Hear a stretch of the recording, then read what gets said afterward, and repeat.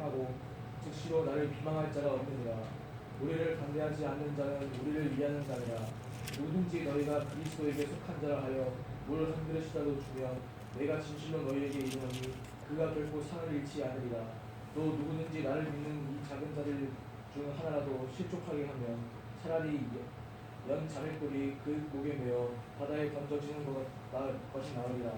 아멘. 아멘. 자, 오늘은 마가복음 9장 말씀을 함께 보겠습니다. 9장 33절부터 보겠습니다. 본문은 38절부터지만 33절부터 보도록 하겠습니다. 가버나움에 이르러 집에 계실 때 제자들에게 물으셨습니다. 너희가 길에서 서로 토론하는 것이 무엇이냐? 여기서 그 길에서 서로 제자들이 토론을 했다기보다는 쟁론했다는 것이죠. 38절에 쟁론하였다는 것은 서로 싸웠다. 사람 사는 세상에서 항상 싸우는 것 같아요. 어디를 가든지 우리가 가정에 있든지 회사에 가든지 뭐 교회에 와서도 마찬가지고 항상 어떤 싸움이 있는 것 같은데 그 제자들도 서로 그 다투었다라는 거죠. 그 왜 다투었을까? 그 이유는 35절에 보니까 34절에 보니까 서로 누가 크냐? 권력 다툼이죠. 우리가 요새 텔레비를 통해서 구경하지 않습니까? 권력 다툼하는 거요. 각자가 무슨 권력을 가지고 뭐 대통령이니 국회의원이니 해가지고 서로 자기가 가진 권력을 최대한 이용해서 또 다투지 않습니까? 예. 또 언론도 마찬가지입니다. 언론도 권력이 있죠. 그 권력을 사용해서 다투고 그런 그 서로 싸우는 모습을 텔레비전을 통해서 우리가 보지 않습니까? 이게 우리 사는 세상인 것 같습니다. 우리도 역시 교회에서도 싸움이 있는 것 같습니다. 교회에서도 다툼이 있는 것 같고 그래서 예수님께서는 제자들에게 이렇게 말씀하셨습니다. 이 세상 살아가는 이치가 누구든지, 이 말은 35절 누구든지라는 것은 기독교인에게만 해당이 되는 것이 아니고 사실은 누구든지 세상 살아가는 모든 사람들이 그 이치가 진짜 권력을 얻고 싶으면은 섬기는 자가 되어야 한다. 자기를 낮추는 자죠. 자기를 낮추는 자가 되어야 진짜 권력을 가지게 된다. 오늘날 우리가 대통령이 낭패를 당하고 있는데 그것은 자기의 권력을 가지고 이제 자기를 반대하는 사람들을 이렇게 그 짓밟으려고 했기 때문에 그 권력을 뺏긴 것 아니겠습니까? 그러니까 진짜 권력의 유지는 완전한 어떤 자기를 완전히 낮추고 대통령이면 더 낮춰야 되죠. 그런 대통령이어야 하는데 그렇지 않고 지나간 우리 대통령들의 어떤 모습을 보면은 이제 국회의원들이 욕해도 자신을 최대한 낮추는 어떤 참고 또 참으면서 그런 모습을 보여줬습니다. 근데 이번에 대통령은 참지를 못하고 국회의원들이나 그 어떤 자기를 반대하는 사람들이 자기를 무시하는 걸 못 참았습니다. 그래서 복수극을 벌인 거죠. 그 결말은 참담했습니다. 참담하죠. 대통령이 다시 대통령으로의 직을 회복한다고 해도 그 상처는 아물지 않을 겁니다. 과연 이것이 올바른 지도자인가? 지도자 당인가? 우리가 회사를 가봐도 사장이라든가 이런 결정권을 가진 사람들이 섬기는 모습이 없으면 밑에 사람들이 따라주지 않습니다. 이거는 그야말로 예수님의 말씀처럼 누구든지입니다. 어디에서든지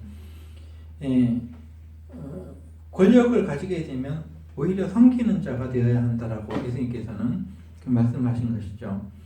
그래서 우리가 가정에서도 이런 이치는 확연하게 드러납니다. 가정에서 가장 권력이 센 사람은 그 가장이 아닙니다. 서열 1위, 가족에 있어서 서열 1위는 어린 자녀입니다. 막내. 이제 갓 태어난 어린아기. 최대로 권력이 센 거죠. 왜냐하면은 쩔쩔매니까. 아빠도 쩔쩔매고 엄마도 쩔쩔매고 어디가 울면은 호통칩니까? 왜 우느냐고 호통칠 수가 없습니다. 전부 다 안절부절하면서 어떻게 불편한지 좀 해결해 주려고 그렇게 하는 거죠. 그게 가족이죠. 애들 온다고 막 때리고 막 그냥 쫓아내고 그러면 가족이 이제 지속이 될 수가 없는 거죠. 이게 세상 사는 이치입니다. 그래서 예수님께서는 누구든지 진짜 권력을 가지고 싶으면은 섬기는 자의 모습을 보여야 된다. 그러시면서 36절에 보니까 즉 교회에서도 권력 다툼이 있지 않습니까? 오래 다닌 사람이 권력이 좀 센 건가요? 그리고 어떤 직분을 가진 사람들이 권력이 좀 센 건가요? 그런데 예수님께서는 어린아이 하나를 앞에 세우셨습니다. 이 당시에는 지금은 우리가 어린아이 같으면 굉장히 이제 사람들이 애지중지, 왜냐하면 애들을 안 낳기 때문에 애들 하나가 정말 중요하다고 요즘에는요. 근데 예전에 이 당시에는 아이라 그러면은 인간 대접을 못 받고 이렇게 무시당하고 그런 존재였습니다. 근데 예수님께서는 그 설교하실 때 제자들이 어린아이들 오는 걸 보고 쫓아냈지 않습니까? 가까이 오지 말라. 어른들 얘기하는데 애들이 가까이 온다고 그렇게 했는데 예수님께서는 제자들을 꾸짖으시면서 아이들이 내게 오는 것을 막지 말아라 이렇게 말씀하셨습니다. 그리고 이때도 역시 어린아이를 데려다가 참 애들이 교회에 있으면 시끄럽긴 시끄럽습니다. 예배 방해되고 예수님께서는 그걸 참으신 거예요. 그리고 어린아이를 하나를 세우시고 안아주시고 제자들에게 이르시되 37절 보니까 누구든지 내 이름으로 이런 어린아이 하나를 영접하라 하면은 이렇게 말씀하시죠. 영접이란 것은 크게 아주 반길 영자 접대할 접자 아닙니까? 그러니까 굉장히 좋아하면서 반기고 기뻐하면서 이렇게 그 대우를 해준 게 영접입니다. 근데 누구든지 내 이름으로 주님 안에서 예수님의 제자로서 모습을 보여주는 거죠. 어린아이는 이제 실제로 어린아이일 수도 있겠지만은 교회 안에서는 이제 초신자, 처음 교회에 대해서 잘 몰라요. 교회가 어떻게 돌아가는지 잘 모릅니다. 그래서 그런 사람들이 와서 이렇게 있으면 잘 이제 보살펴 주지 않으면 상처를 받게 되거든요. 아예 상처를 안 주기 위해서 말을 안 하면은 그것 자체가 상처가 또 됩니다. 인사도 안 하거나 말도 안 시켜주고 그러면 굉장히 상처를 받는 거예요. 어린 아이로 의 마음을 가지고 있다는 거죠. 근데 예수님께서는 이 교회를 향해서 누구든지 이제 교회에서 이제 나온 그 사람들, 교회에 대해서 잘 모르고 초신자들에 대해서 무시하지 말고 영접하면서 마음에 상처를 주지 말라는 거예요. 뒤에 나오는 말씀이 상처 주면 큰일 난다는 예수님께서 그런 말씀하십니다. 눈, 발, 손 이걸 잘라버리라고 그러는데 예수님께서 상처 주면요. 이 뒤에 나오는 말씀이요. 눈이라는 거는 가장 소중한 어떤 그 외부의 어떤 정보를 받아들이는 예민한 그거고, 손이라는 것은 가장 정교한 어떤 우리 삶에 있어서 그거고, 발이라는 것은 우리가 어디를 가든지 필요한 것인데 이걸 잘라버리라는 거예요. 어떻게 무엇 때문에 어린아이 하나를 마음에 상처를 주면 그렇게 하는 게 낫다라고 예수님께서는 강력하게 말씀하십니다. 그래서 예수님께서는 내 이름으로 어린아이 하나를 영접하면 곧 나를 영접하니고, 나를 영접하면 어디까지 연결이 되냐면 나를 보내신 이곳 하나님 아버지를 영접합니다. 그러니까 여러분 교회 생활이라는 것은 조심하고 또 조심해야 됩니다. 내가 교회를 오래 다녔다고 해서 내가 직분을 가지고 있다고 해서 이제 나온 사람에게 잘 모른다고 교회 생활을 잘 모른다고 무시하고 막 그냥 우리 교회 룰을 잘 모른다고 얘기하면서 이렇게 그 터스에 비슷한 것을 보이게 되면은 마음의 상처를 입어서 여기가 교회가 이런 곳이었구나라고 이게 오해를 하고 가거든요. 그 예수님께서는 지금 그 제자들의 그 권력 다툼하는 그 제자들 앞에서 이런 말씀들을 하시는 것입니다. 그 다음에 38절부터 보니까 이제 또 다른 사건이 벌어지는데 예수님의 수제자 요한이 예수님께 묻기를 선생님 우리를 따르지 않는 어떤 자가 주의 이름으로 귀신을 내쫓는 것을 우리가 보았습니다. 그래서 우리를 따르지 않으므로 우리가 하지 말라라고 했습니다. 왜냐하면 예수님께서 그 당시에 예수님의 이름으로 귀신도 쫓아내고 병자도 낫고 했거든요. 그러니까 교회 안에 예수님의 어떤 가르침을 받지 않는 사람들도 야, 그 멋져 보이거든요. 예수님이 그렇게 하시는 걸 보니까. 그래서 자기들도 귀신 들린 사람에게 내가 예수의 이름으로 귀신에게 명한다. 나가라. 이렇게 해서 귀신을 쫓아내는 어떤 그 경우가 있었다. 우리도 그 하나님께 받은 권력이 있습니다. 권위가 있습니다. 뭐냐면 성경입니다. 하나님의 말씀 우리가 가지고 있습니다. 이거는 우리 교회 안에 있는 사람들이 이거 중심으로 해서 우리가 우리 삶을 살아가고 하나님께 은혜도 받고 하나님의 그 뜻도 우리가 알아채고 하나님 그 성경이라는 것은 큰 축복입니다 우리에게. 근데 이것을 교회 밖의 사람들이 사용을 하는 수가 있습니다. 이 성경을 읽어보니까 이런 부분들은 참 좋다 해가지고 떼어가지고 자기들의 방에도 써서 붙여놓고 또 이렇게 사용하는데 우리는 야, 너 교회도 안 다니면서 우리 성경을 함부로 이렇게 하면 되냐 뜻도 모르면서 이렇게 하는 경우도 있고 또 크리스마스나 부활절 이런 행사 때만 되면 정치인들이 또 교회에 막 와가지고 예배를 드린다고 앞자리에 그냥 그 민주당 뭐 한나라당 국민의힘 뭐 이래서 앞에 쭉 이렇게 예배를 드리는데 교회 평소에도 이제 4월 초파일에는 절에 가서 또 그러거든요. 그러니까 우리가 좀 야, 저 교회는 기가 차다. 그 정치인들이 저렇게 하는데 저렇게 자리를 내주고 좀 그러거든요. 그런데 자세히 생각해 보면은 그 사람들이 성탄절이나 뭐 이런데 또 선거철 되면 또 와요 교회를요. 그러면 이 사람들을 우리가 이 정치 이용해 먹으려고 이 교회 우리가 쫓아내는 그런 권한도 없지만 우리가요. 이 사람들이 교회를 뭐 잠깐 나온다고 해도 그럼으로써 우리 교회를 반대하는 사람들 아니지 않습니까? 인정하는 거 아닙니까? 종교가 필요하다. 또 하나님 참 그 말씀도 중요하고 좋다. 이래가지고 교회를 나오는 우리가 뭐 신천지나 사악한 뭐 어떤 가르침을 베풀었다는 그 정치인들이 나오겠습니까? 우리가 완전히 이단이고 사입이고 뭐 잘못된 가르침을 가지고 있다라는 정치인들이 나오지도 않죠. 그러나 참 이 하나님의 말씀을 전하는 교회 참 좋다. 이래서 나오는 거 아니겠습니까?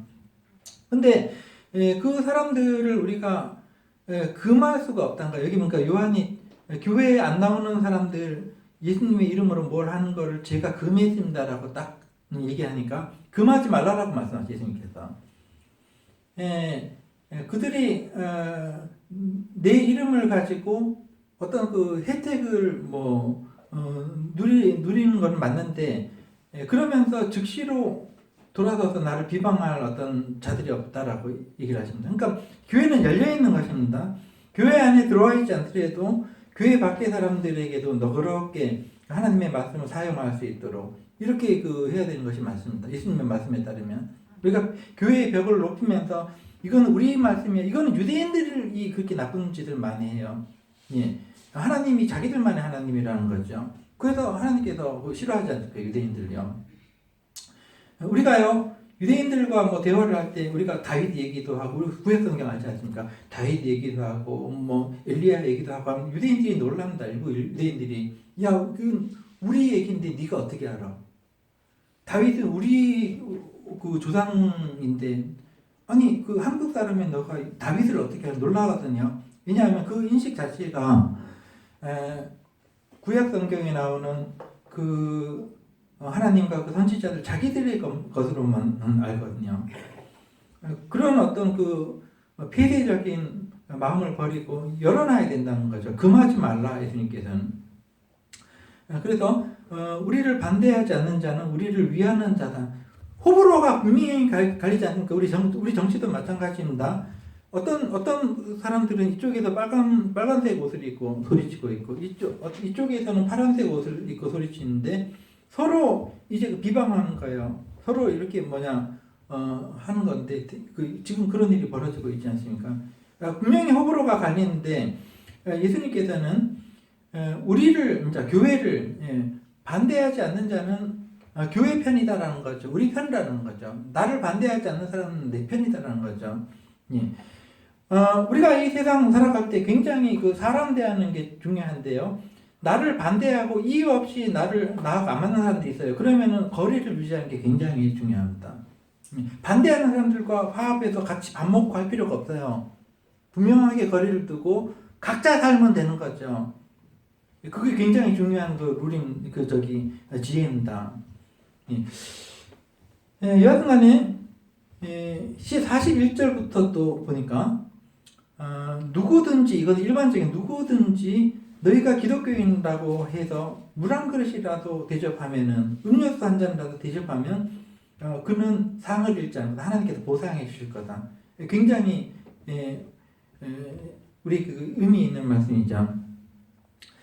그 다음에 42절부터 보면 아까 제자들은 권력 다툼하고 그럴 때 예수님께서 그 어린아이 하나를 세우시고 너희 교회 안에서 이런 약한 자 하나를 실족하게 하면 마음 아프게 하면은 안 된다라는 것을 강력하게 말씀하시기 위해서 이 세 가지 예를 네 가지 예를 드시나 42절부터 한번 하나하나 살펴보겠습니다.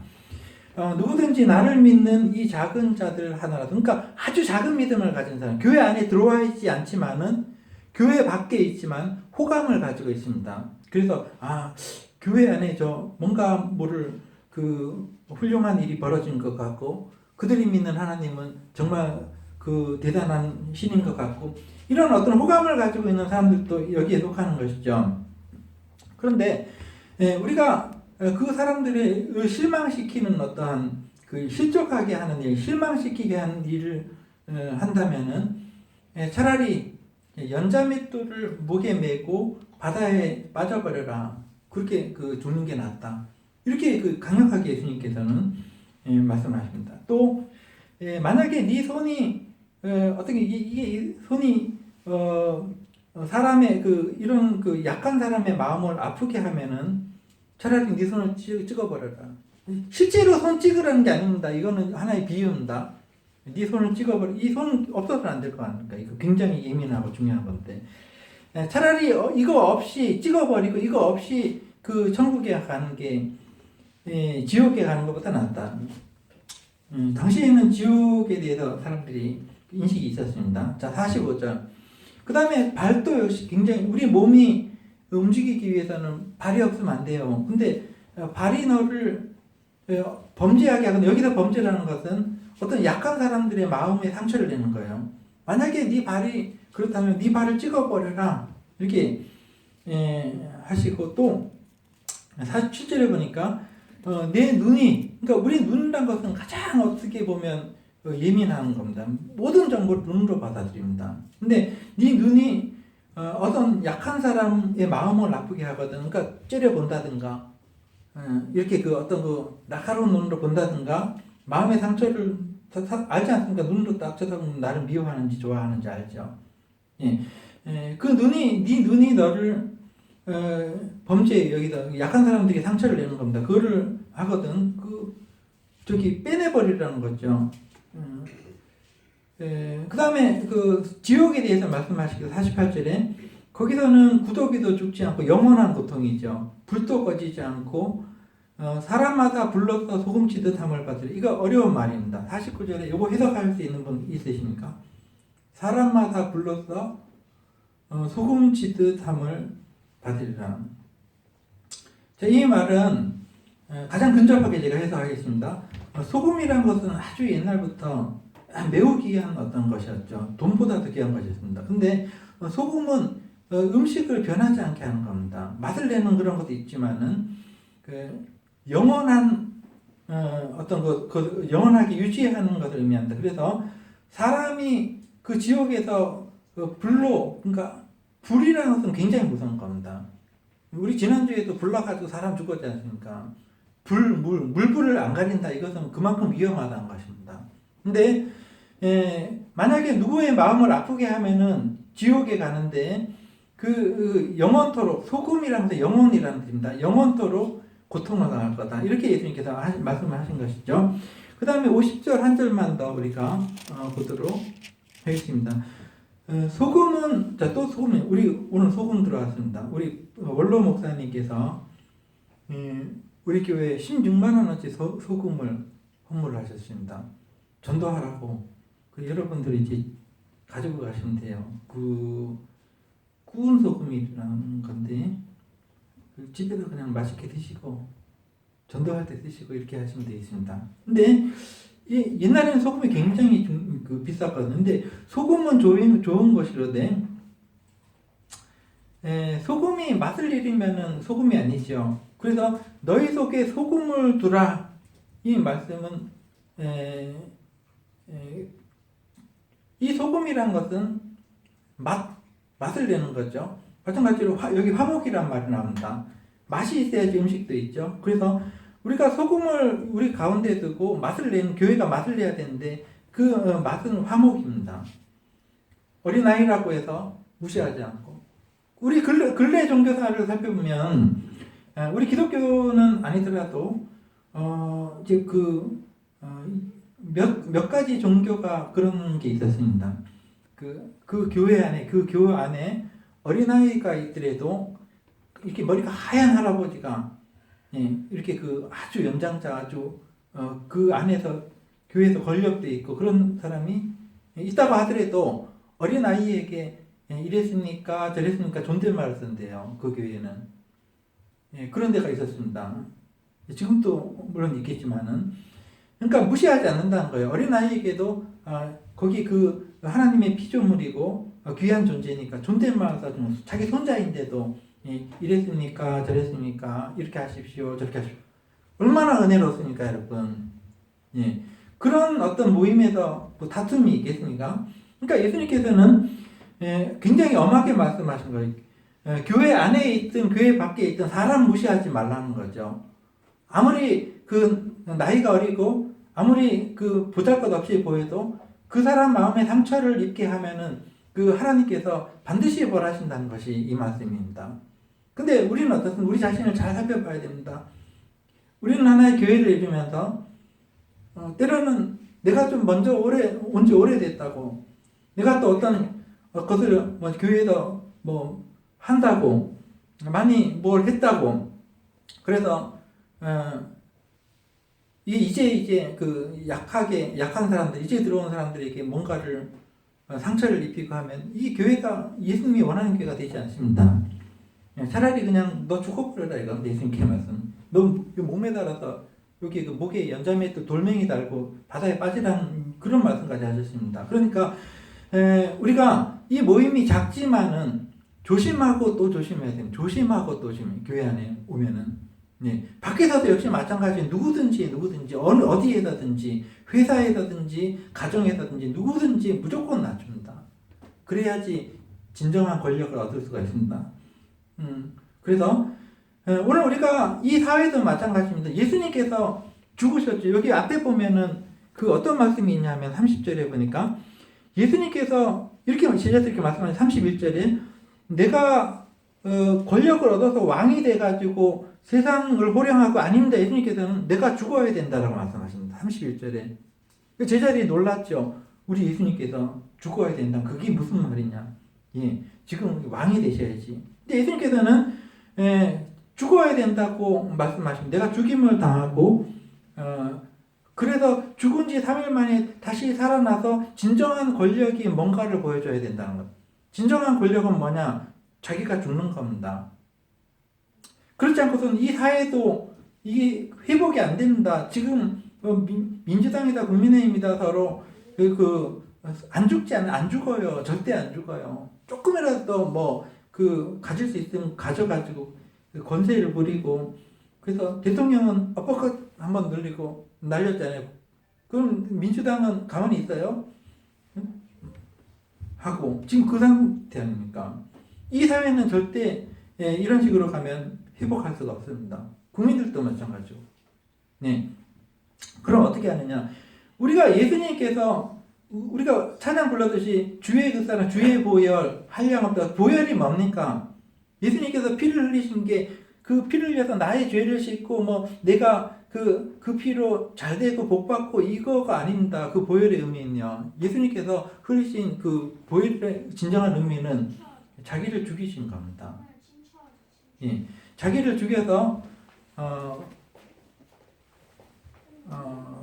그 삶을 가르치신 거죠. 어떻게 살아야 되는가를 가르치신 것입니다. 그래서 오늘 이 예수님이 가르치신 말씀들을 잘 생각하면서 여러분도 어디에 가나 화목을 이끌어낼 수 있는 그러한 여러분과 제가 되기를 기도하겠습니다. 기도하겠습니다.